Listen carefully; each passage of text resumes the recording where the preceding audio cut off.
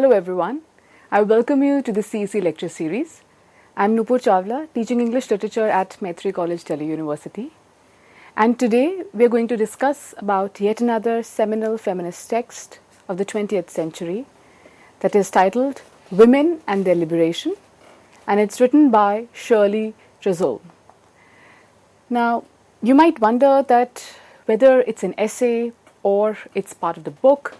So let's first understand that Women and Their Liberation is actually a chapter from a very seminal book by Shirley Chisholm that is titled Unbroken.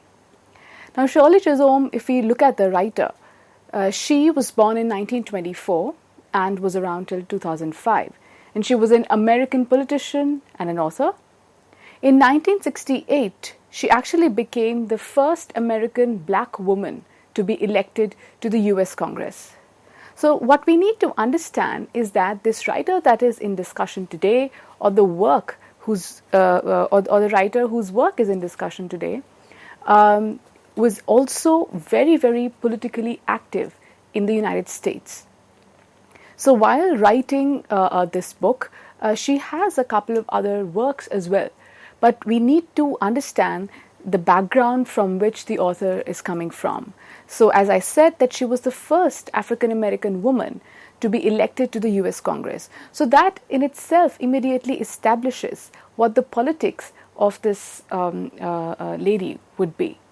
She was also an advocate for Equal Rights Amendment, which proposed that the US Constitution guarantee equal rights, equal legal rights to all the Americans regardless of their sex. So what do we notice is that as part of her political contribution, she very actively advocated, promoted this amendment that was being widely discussed in the United States, which was regarding offering equal rights, equal legal rights to all the Americans. So as we all are aware that whenever we talk about women and their condition in society, there are different aspects to the issue. One, of course, is their social predicament. Then, of course, the other also involves, what kind of sanctions are they given? Do they have equal representation in the political sphere? How are they treated economically? What is the status that they have in various parts of society or social living, so to say? And we see that how Shirley Chisholm then actually takes up very vehemently the issue of the fact that how women then are supposed to have equal legal rights as well. And in fact, in that matter, she not only talked about women to have those rights, but she stated that all Americans, regardless of whatever their gender be, should be given those rights and they are entitled to it. Now, we also see that Shirley Chisholm, who was very, very active in the 60s, 50s, and the 70s, was also aware that the second wave feminism in the US had focused on white middle-class women alone. And she raised the concerns of women of the women of color in this regard. You see, now you might wonder that what do we mean by the second wave feminism in the US? So as students of literature, I'm sure you would have come across that how feminism as a movement is often talked about in these different waves: the first wave, the second wave, the third wave. And what these waves are basically, they are distinctions made for the sake of theoretical understanding of the different stages that this thought went through, in the sense of what kind of or how did the issue develop over time. That how initially women were completely neglected, or their condition was in that sense a disadvantage on all the fronts. So with every passing wave then, a new dimension of equality was, advocated for. Right? So these are the, broadly speaking, the waves of feminism. And if I particularly talk about the second wave that, Shirley Chisholm thought about, the second wave of feminism actually began in America in the 60s, in the 1960s. And its motto was, personal is political. Now, this phrase you will see is widely quoted. What do we mean by personal is political? It basically implies an understanding that all the issues pertaining to women in the personal sphere or in the domestic sphere then have a political relevance as well. So this motto established that how the political is not supposed to be separated from what goes on behind the doors. So this was so in this wave of feminism, there was a lot of focus on the issues concerning the personhood or the domestic sphere in that sense, and the political relevance of those issues pertaining to women. So during this wave then, Shirley Chisholm thought that there was a focus on the white middle class women alone. So you see, even as we talk about the personal or the domestic experiences, now they are also very, very diverse. And we cannot forget that in America, the predicament of the African Americans was sharply different from those of the white Americans, right? So Chisholm actually thought that the second wave then focused more on the issues of the middle class white American woman. Now, middle class is also important, and the term white American is also important, because both these then seem to, point towards some kind of a relative privilege, if one can call it that, right? Being an African American woman in the 60s, and of course, till date also, somewhat comes with a kind of what we can call a double disadvantage. Now, what is this double disadvantage? That is of the disadvantage of belonging to a particular race, which is or ethnicity, which is not part of the mainstream, and also, of course, belonging to a gender, which is disadvantaged in that sense, right? So Shirley Chisholm then understood this, and she was aware of this fact, and thereby she, in her writings and in her, otherwise speeches as well, she raised the concerns of women of color in this regard, that how the conditions, the rights, the sanctions that are due to the women of color as well, they need to be factored in as well. Their unique conditions, their unique demands, their unique predicament then also needed to be talked about. And this is what Shirley Chisholm, highlights. Now, the other, thinkers or feminists associated with the second wave feminism are Betty Friedan and Gloria Steinem, right? So these are other names which are associated with this movement. So we see then that how the writer Shirley Chisholm was politically very active, even as she might not have published a lot, but whatever she wrote had weight in terms of ensuring a change in the political life vis-a-vis women. And we see this still more sharply in the text that we are discussing today, that is Women and Their Liberation. So it was written, so this is actually, as I said, a book chapter, and it was written in 1970. Now, this chapter, the way it starts and how the argument develops, you notice that the author's, engagement is very, very context-oriented. So once you read it, you will immediately understand that what exactly were the issues in the American society vis-a-vis women at this time, right? So you will notice that a lot of, topical references that are there in the text. Now, one of the important points that she makes is that, in fact, she opens the chapter with this reference, where she talks about the prejudice against the African Americans and women. So she seems to, talk about this prejudice almost simultaneously. So she says that how African Americans were, of course, a target of prejudice since the time of slavery, and at the same time, one should not forget that women also were, at the receiving end of this kind of an attitude. So right from the outset, then, what do we notice? We see her engage with the question of ethnicity and gender almost simultaneously. So what we see is that this kind of adds an edge to her argument, where she's talking about women in the 70s of the US, but at the same time her standpoint is that of the African American woman, right? But this position also gets somewhat complicated towards the end, and when I say complicated, I mean that other dimensions are also added to it, which we'll come to as we go ahead in our discussions. But for now, we need to understand that she opens the argument by talking about the prejudice against African Americans and women.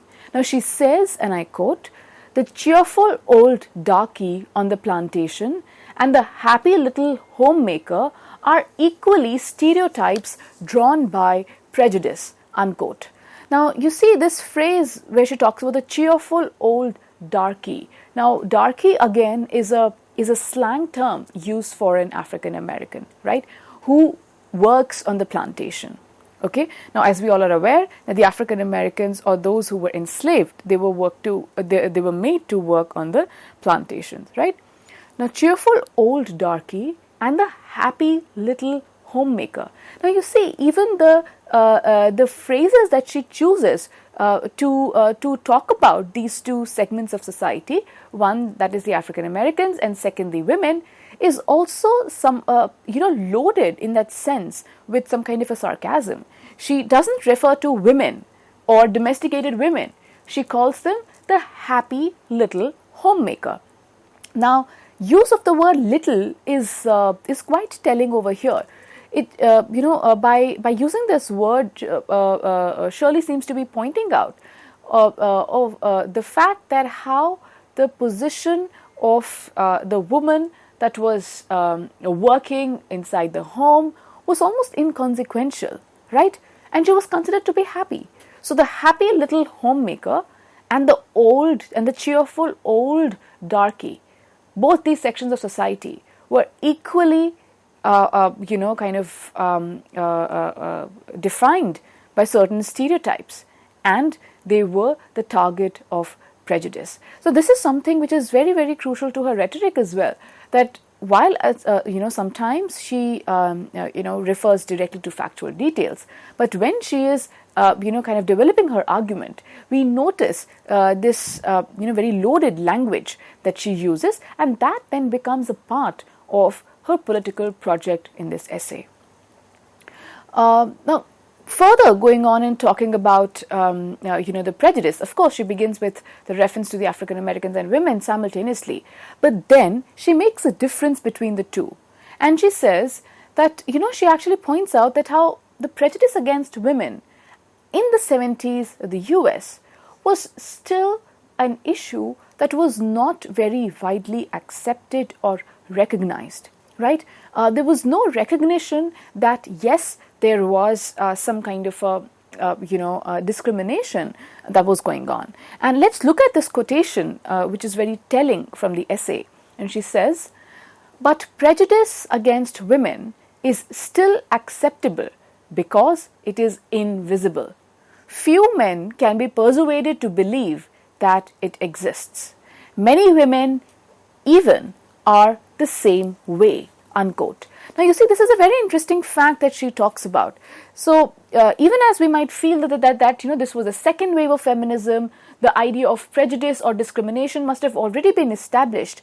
But over here, Shirley Chisholm seems to be going deeper into the social fabric or the ideas that were prevalent, and she says that this prejudice against women was still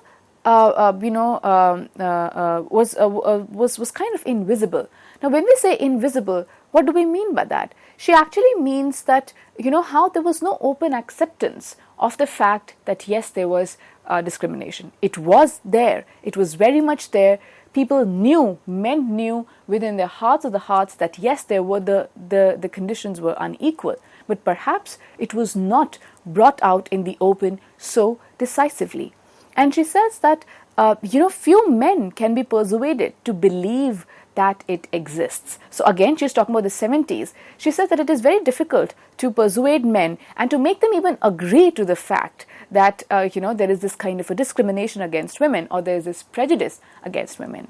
And not just men in that sense who would be, who would refuse to accept this, but she said that even many women thought the same way. Now, you might wonder that when women are thinking the same way, this again is very, very telling, in the sense that, again, by mentioning this fact, Chisholm highlights that how a lot of times in a society that is unequal, even women themselves get conditioned to accept their surroundings, to accept the conditions in which they are existing, and at the same time then they are not able to think critically. Now imagine for a woman like Shirley Chisholm, who exists in such a scenario, or who is active in such a time where prejudice was invisible, as she says, and people would not openly accept it. She became that voice who take it upon herself, who actually took it upon herself to kind of make not just men but even women conscious of this fact, right? So that again seems to be the part of her project. Now she also goes on to talk about the different aspects of the prejudice, right? Different aspects, or the different ways in which this discrimination panned out. So one of the points that she mentions is the discrimination in the professional sphere, right? Now, before I go on to discuss this point, let's understand that through this essay, once you read this essay, the entire situation of the 70s of the US comes alive, because she talks exactly about the conditions that were prevalent at the time. So her argument then does not really go into a theory or this kind of a theoretical understanding. Instead, her comment then is directly based in the real conditions, in the actual events that she witnessed around her. So you see, then talking about the professional sphere, she says that there were the double pay scales and the classification of the better jobs for men only. Now this, what do we mean by the double pay scales and the classification of better jobs that were for men only? Now when she uses these terms, she basically is highlighting that that there was this kind of a discrepancy even in the pay scales, that how men would be paid more for the same tasks that they did as compared to women, and also how there was a segregation even in the kind of jobs that were considered to be suitable for men as well as women. Now we might wonder that, in fact at this point one must also note that how women were definitely kind of domesticated, but we also see that by this second phase or this second wave of feminism in the 60s or the 70s, we see that how women had started working, women had started being part of the professional spheres, right? So while initially the questions might be in the initial phase of feminism, the question might be pertaining to their selfhood, pertaining to the very basic rights. Now the question came of equality and prejudice in the professional sphere as well. So we see this kind of a development, right? And so therefore we see that how it was not just enough for women to be allowed, so to say, if you can call it that, work, to be allowed to earn their own money, but at the same time those questions still continued to haunt even these professional spaces as well. those questions that were relevant in the domestic spheres too.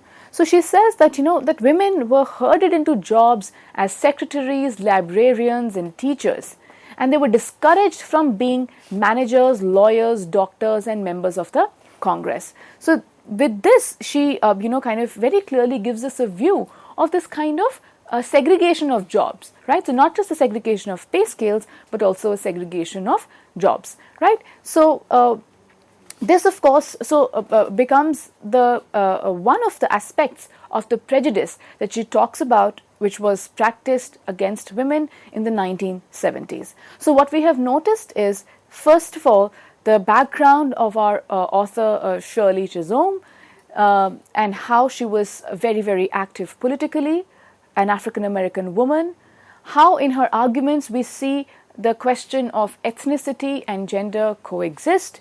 And one of the important arguments in her essay then is the prejudice, against women. And this prejudice, she goes into the detail of these conditions. And one of the details we notice is through her discussion of the prejudice at the workplace, and how in the professional sphere there were double pay scales, and there was a classification of jobs. Now she goes on to discuss about the other aspects of this prejudice as well, which we are going to talk about in the next segment of this lecture. Thank you.